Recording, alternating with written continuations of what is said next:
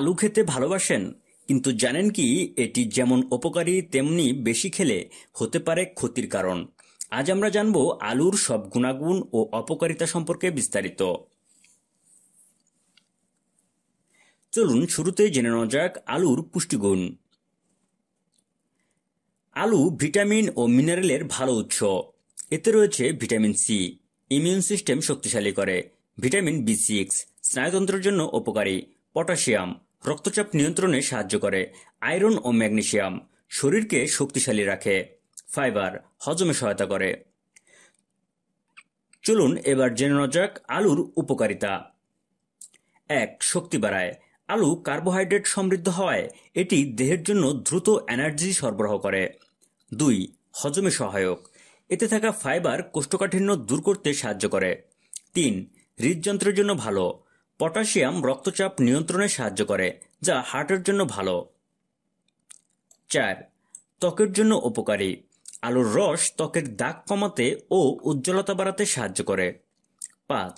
Immunity বৃদ্ধি করে। Vitamin C রোগ প্রতিরোধ ক্ষমতা বাড়ায়।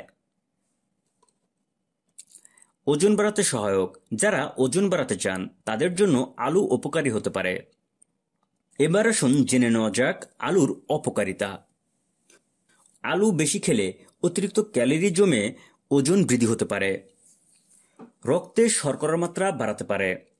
আলুতে হাই গ্লাইসেমিক ইনডেক্স থাকায় এটি রক্তের শর্করার পরিমাণ দ্রুত বাড়িয়ে দিতে পারে, যা ডায়াবেটিস রোগীদের জন্য ক্ষতিকর। গ্যাস ও বদহজম হতে পারে। অনেকের জন্য আলু হজমের সমস্যা সৃষ্টি করতে পারে। ভাজা আলু ক্ষতিকর। ফ্রেঞ্চ ফ্রাই, চিপসের মতো প্রক্রিয়াজাত খাবার উচ্চমাত্রায় ট্রান্সফ্যাট ও সোডিয়াম যুক্ত থাকে, যা স্বাস্থ্যের জন্য মারাত্মক ক্ষতিকর। আলুর সবুজ অংশ বিষাক্ত। আলুর খোসায় সালানিন নামক বিষাক্ত যৌগ থাকতে পারে, যা শরীরের জন্য ক্ষতিকর হতে পারে। এবার আসুন জেনে নেওয়া যাক আলু কিভাবে খাওয়া উচিত। সঠিক উপায়ে খেলে আলু খুব উপকারী হতে পারে। ভাজা আলুর বদলে সিদ্ধ বা ব্রেকড আলু খান। মশলা ও তেল কম ব্যবহার করে রান্না করুন। ডায়াবেটিস রোগীরা পরিমিত পরিমাণে আলু খান। সবুজ অংশ ফেলে দিয়ে আলু ব্যবহার করুন।